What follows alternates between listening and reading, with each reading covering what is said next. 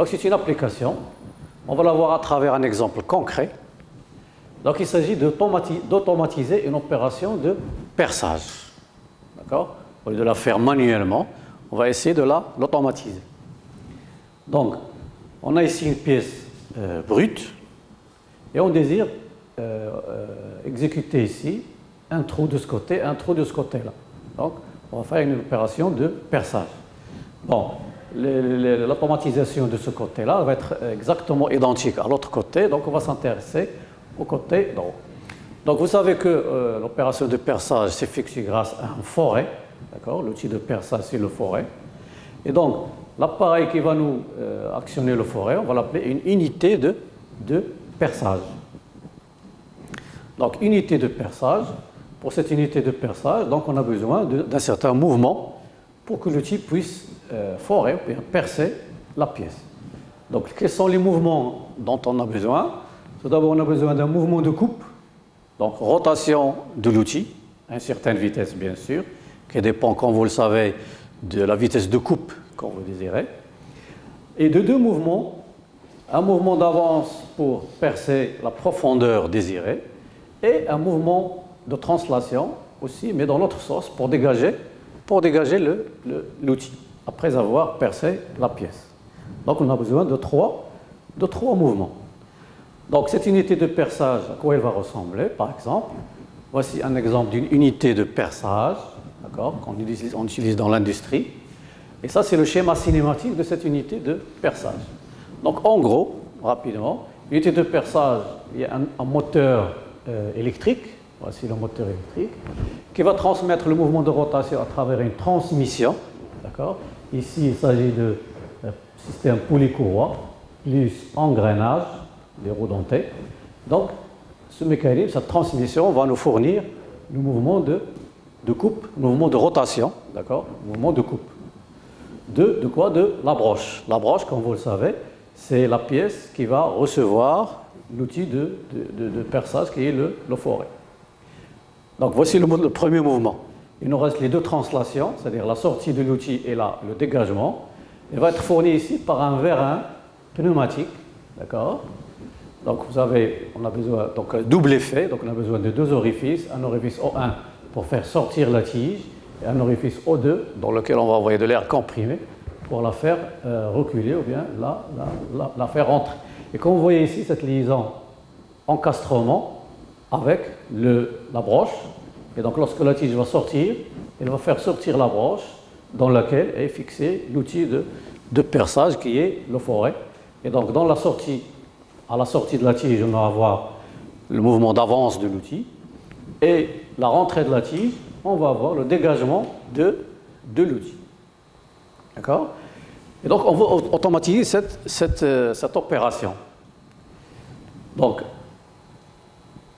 par quoi on va l'automatiser? Donc, si vous voulez ça, ce que je viens de représenter, ça c'est la partie opérative, c'est-à-dire c'est la partie qui va nous faire le travail qu'on veut automatiser. Donc ça, c'est la partie opérative. D'accord? Et donc maintenant, on va voir la partie commande. Donc avec quoi on va commander ces opérations? Par ce qu'on appelle un automate programmable industriel que vous avez vu dans la leçon précédente, qu'on appelle aussi par abréviation un API. Donc à quoi ressemble un API? Il ressemble à ça. Bon, il y a beaucoup de modèles, beaucoup de formes, beaucoup de tailles. Ça dépend des firmes, bien des sociétés qui les fabriquent. On va prendre un exemple. Donc, ça ressemble à peu près à un petit ordinateur minimaliste, c'est-à-dire le minimum. Donc, un petit écran, des touches, donc il n'y a pas de clavier, des touches pour entrer les données. Et surtout, un module d'entrée ici, dans lequel on va brancher les informations. On va connecter les éléments qui vont nous donner les informations, c'est-à-dire qui vont nous réaliser la fonction acquérir, c'est-à-dire les capteurs ou bien les boutons poussoirs, etc. Donc ça, c'est le module d'entrée. Chaque connexion, elle a un code, par exemple ici I1, I2, I3, etc. Et un module de sortie dans lequel on va connecter les sorties qu'on va voir plus en détail tout à l'heure, c'est-à-dire ou bien les actionnaires directement, ou bien les pré-actionnaires qui vont distribuer l'énergie aux actionnaires. Donc ça, c'est ce qu'on appelle un automate programmable industriel. Donc le déroulement des opérations est ici donné par le graphe 7, que vous devez connaître, vous avez vu aussi à l'occasion d'une leçon précédente. Donc le graphe 7, c'est un outil graphique qui permet de décrire les opérations qui vont se dérouler. Donc par exemple, on va commencer par une étape initiale. Donc le graphe 7 est composé d'étapes et de transitions. Donc l'étape initiale, on va l'appeler 0. On va donner le départ cycle et les conditions initiales. Donc le départ cycle, par exemple, ça peut être un bouton que l'opérateur va appuyer pour démarrer les opérations automatiquement. Lorsque ce départ cycle est enclenché, on va avoir l'étape 1. Dans cette étape 1, on aura deux actions. Donc on va sortir la tige 44. Je vous rappelle la tige 44. La tige 44, c'est la tige du vérin. On va la faire sortir pour obtenir le mouvement d'avance de l'outil. Et en même temps, on va mettre le moteur en rotation. Pour que le forêt puisse tourner, pour qu'il puisse percer, il doit tourner. Donc mettre le moteur en rotation. Une fois qu'on a terminé l'opération, c'est-à-dire la tige est complètement sortie, c'est-à-dire le trou est complètement percé, voilà, tige sortie, il faut rentrer le forêt et arrêter le moteur. Il est inutile de continuer à faire tourner le moteur puisque l'opération de perçage est terminée. Donc rentrer la tige 44, arrêter le moteur. Lorsque la tige 44 est complètement rentrée, on revient à l'étape initiale et si on réappuie sur le départ cycle, le cycle recommence automatiquement. Alors toujours pour automatiser un mécanisme, on nous donne ce qu'on appelle un document ressource, c'est-à-dire dans lequel on va donner les désignations des différentes entrées et les différentes sorties. Donc par exemple, le départ cycle, on va lui donner le symbole DCY. Pour contrôler que la tige est sortie, on va l'appeler TS. Je vous rappelle, ce TS va être donné à un capteur de fin de course, d'accord, qui va être enclenché lorsque la tige atteint ce fin de course. Et tige rentrée, on va l'appeler TR, d'accord. Donc ça, c'est les entrées. Donc ici désigne ce qu'on appelle dans le graphe 7 les transitions. De l'autre côté, on a les sorties. Donc la sortie de la tige 44, on va l'appeler V+, V comme vérin. La rentrée de la tige, on va l'appeler V-. Et la rotation du moteur, on va utiliser un contacteur qui va distribuer l'énergie électrique au moteur électrique. Donc contacteur, mettre le moteur en rotation. Ce contacteur, on va l'appeler KM. D'accord? Et donc, on va utiliser ces désignations pour répondre à la première question. Écrire le graphe 7 du point de vue de la partie commande. Parce que ce graphe 7, on l'appelle le graphe 7 niveau 1 ou bien le graphe 7 point de vue partie opérative. Donc, pour écrire le même graphe 7 au point de vue partie commande, il suffit de refaire ce graphe 7, mais en utilisant ces symboles. Et donc, on obtient le graphe 7 point de vue partie commande. Donc, vous voyez ce qui a été écrit tout à l'heure, départ cycle et tige rentrée, d'accord, devient DCY, TR, DCY et TR. Tout à l'heure, on a dit sortir la tige du vérin. Maintenant, on a juste fait le symbole V+. D'accord?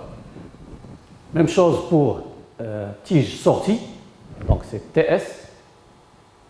Même chose pour vérin, faire rentrer le vérin, faire rentrer la tige du vérin, on utilise V-.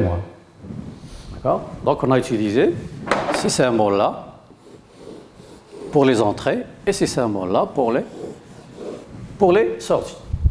D'accord? Ensuite, on va nous demander d'écrire le même graphe 7, mais cette fois-ci en utilisant les codes du automate programmable industriel. Alors, le modèle s'appelle Zelio, c'est un modèle parmi d'autres. Et on va utiliser les entrées qu'on a vues tout à l'heure, les I1, I2, etc. Donc, cette fois-ci, on va utiliser ces symboles. Donc, vous voyez, codage Zelio, on va utiliser ces symboles-là. Pour les entrées et pour les sorties, on va utiliser ceux-là. Alors, qu'est-ce que ça donne? Pardon.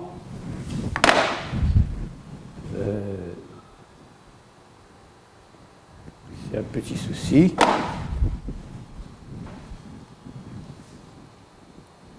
Donc, graph7 codé API Zelio, et on obtient ce codage.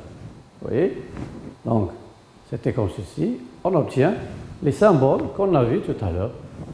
C'est-à-dire I1, I3, I4 à la place de TCY et TS et TR. Et Q1, Q2, Q3, Q1, Q2, Q3 à la place de V plus, V moins, KM. Donc ça s'appelle le graph7 codé API, automate programmable. D'accord?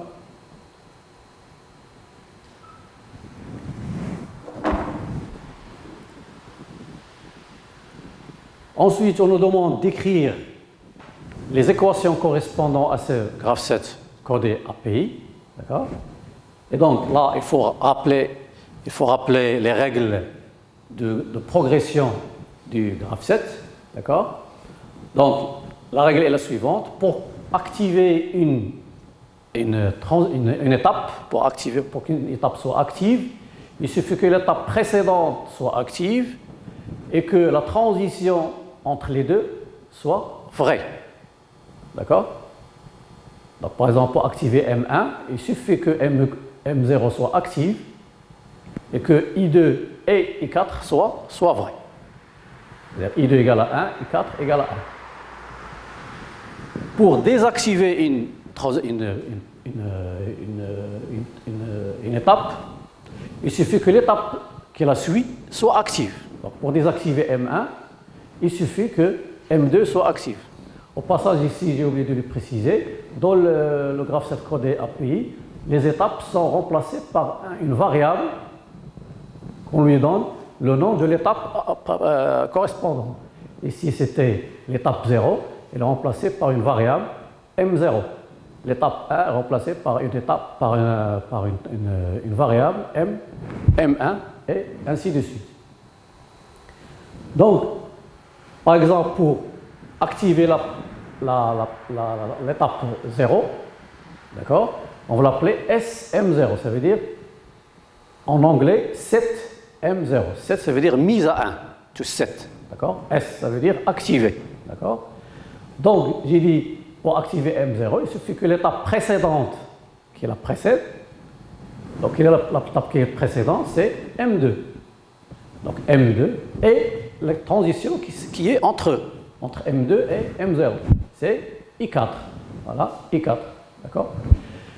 Mais l'étape initiale, elle a aussi une particularité, c'est qu'elle peut être active lorsque toutes les autres étapes sont désactivées.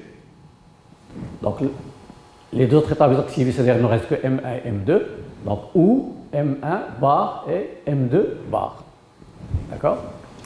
Maintenant, pour désactiver M0, d'accord, il suffit que l'étape qui la suit, c'est-à-dire M1, soit active. C'est-à-dire, on obtient cette équation. R, ça veut dire reset en anglais, ça veut dire mettre à 0, mise à 0, est égal à M1. Si M1 est égal à 1, ça veut dire M0 est égal à 0. Il va être désactivé. D'accord? Et ainsi de suite, on suit le même raisonnement.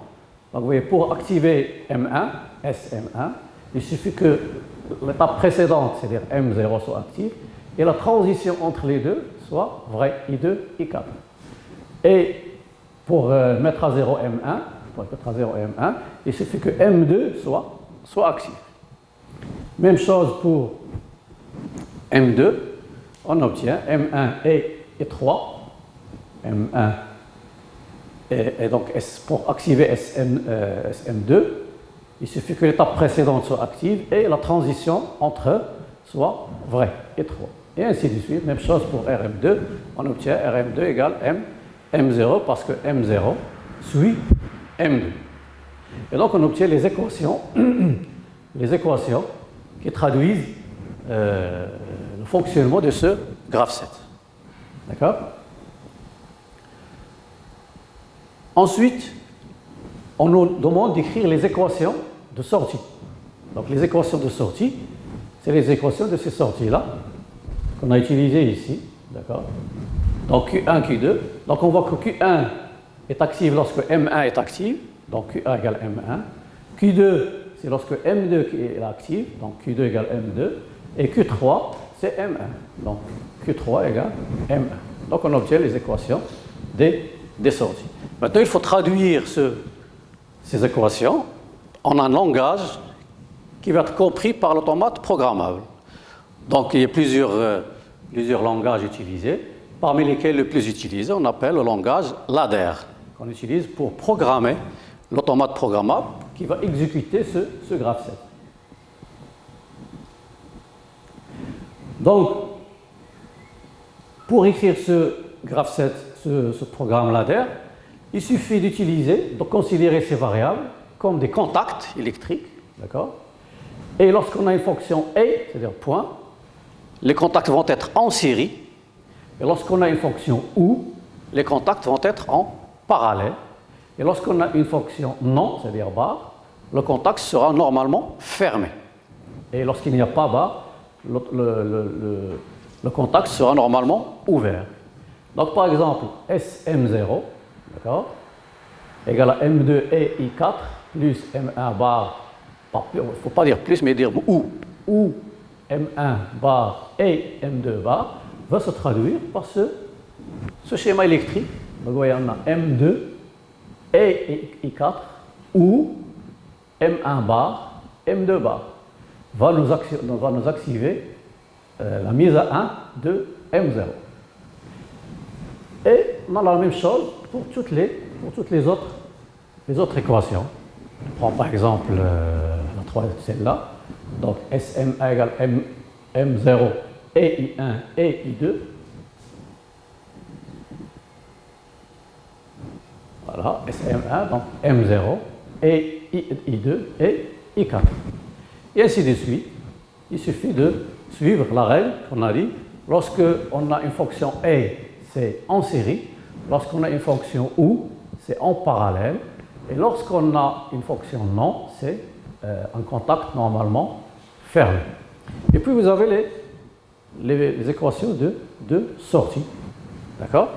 Donc on a dit Q1 égale M1, Q2 égale M2 et Q3 égale M1.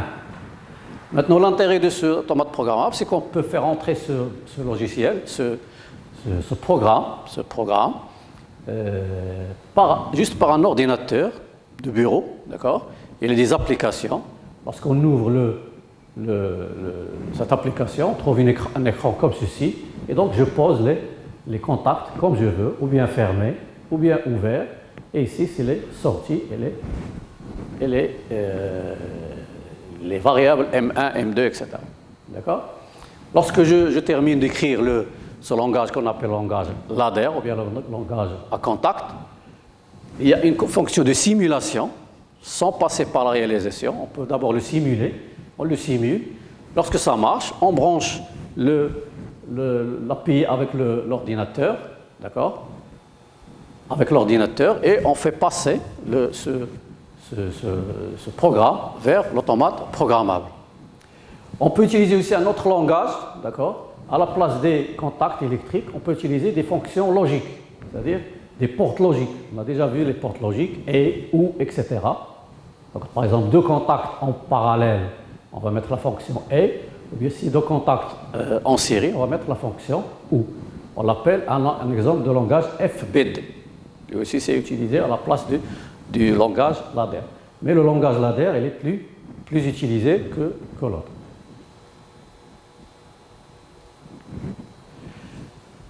Lorsqu'on a simulé ce programme, on passe à la réalisation pratique de ce programme. Donc nous avons ici l'automate programmable, les modules d'entrée, les modules de sortie, d'accord? Et donc, qu'il faut brancher avec les entrées, c'est-à-dire les capteurs de tige sortie, tige entrée et le bouton de départ cycle. Et puis les sorties, on doit les brancher avec le préactionneur pneumatique, c'est-à-dire un distributeur pneumatique. Et on voit ici qu'il est à commande électrique, il est électromagnétique. Ce sont des bobines qu'il faut brancher avec les sorties. Et puis ici, le contacteur du moteur KM qui va donner l'énergie électrique au moteur. Et donc, on va compléter ce branchement. Donc, tout d'abord, nous avons le courant de 220, normal. L'automate programmable, comme vous voyez ici, travaille avec 24 volts. D'accord ? Il y a des modèles qui travaillent à 24, des modèles qui travaillent à 12, etc. Donc, il faut d'abord brancher l'automate programmable sur 24 volts. Vous voyez ici, c'est le symbole d'un transformateur qui ramène 220 au 24. Et après, on va brancher nos capteurs de fin de course I2, I3, I4. Et donc, ils vont être branchés. Ici, voici DCY, le bouton DCY, départ cycle, le bouton, le capteur TS, qui nous dit que la tige est sortie. D'accord ? Et le capteur qui va nous dire que la tige est rentrée, TR. D'accord ? Ensuite, je vais prendre ici le moins et le plus pour brancher les deux bobines du distributeur et du contacteur du moteur. Et donc, je prends ici une connexion du moins, d'accord ? Puis du plus, que je vais utiliser pour brancher les différentes sorties. Donc, par exemple, ici, pour brancher V-, donc V-, on a dit c'est la sortie qui va nous faire entrer la tige du vérin. Donc, vous voyez, le circuit il est fermé, du plus, du moins, je sors. Vous voyez, je passe par Q2, et puis je dois sortir par Q2 et aller vers le plus. Donc, même chose pour V+. Voilà, la sortie de la sortie. Puis je pars vers le plus. Donc j'ai un circuit fermé pour Q1. Donc Q1, le plus, le moins, V+, et je reviens. Lorsque Q1 sera fermé, V+ va être alimenté. Et c'est la même chose pour Q2 et pour Q3. Voilà pour Q2. Et voilà pour Q3 qui va alimenter la bobine ou bien le contacteur qui va nous commander. Donc on a dit, ici par exemple, on peut ajouter le circuit de puissance qui va fournir l'énergie électrique au moteur qui nous donne, on a dit, le mouvement de coupe du forêt. D'accord ? Et puis ici, on doit aussi compléter la connexion entre le distributeur pneumatique et le vérin double effet. Donc vous voyez ici, il est dessiné dans la position tige rentrée. D'accord ? Et donc ici, ce symbole veut dire que l'air comprimé entre par là, on suit la flèche. Donc pour que la tige soit rentrée, il faut que cet espace soit rempli d'air comprimé. Donc je dois brancher cette flèche-là avec l'entrée du vérin. Voilà. Donc l'air vient de là. Et donc la tige est rentrée par la force de la pression de l'air. Et pour faire sortir la tige, au contraire, il faut que...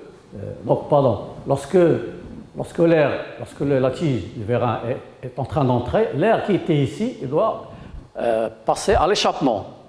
Il doit sortir. Si on ne le sort pas, la pression ici va être la même et la tige ne va pas se déplacer. Donc ici, cet air-là, on doit l'évacuer. Où on va l'évacuer vers l'échappement. D'accord ? Donc je dois brancher cet orifice-là avec l'orifice d'échappement. Voilà, donc l'air va se reporter ici. Et lorsqu'on va déplacer grâce à V+, le tiroir va bouger et on aura, au contraire, ces deux connexions vont se connecter ici. Et on aura le contraire, l'alimentation va passer par là, l'air comprimé, et cet air-là va être évacué par l'échappement. Et donc on a ici terminé le branchement de l'automate programmable. avec les entrées, d'accord, les trois capteurs DCY, tige rentrée, tige sortie, d'accord, et avec les trois sorties, les deux bobines du distributeur pneumatique. Au passage ici, on peut rappeler sa désignation, c'est un distributeur, donc deux positions, d'accord, et combien d'orifices? 1, 2, 3, 4, 5. Donc c'est un distributeur 5, 2. 5 orifices, 2 positions à commande électromagnétique bistable parce qu'il est commandé des deux côtés pour commander un vers un double effet.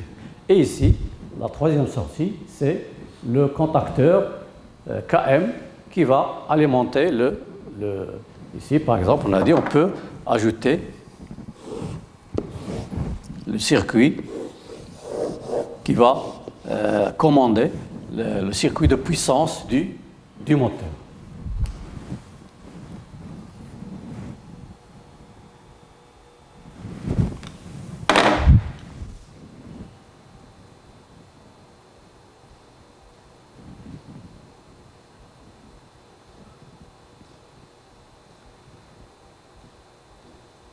Donc je vous remercie de votre attention et j'espère vous retrouver dans un cours ou d'une application prochaine, Inch'Allah. Assalamu alaikum.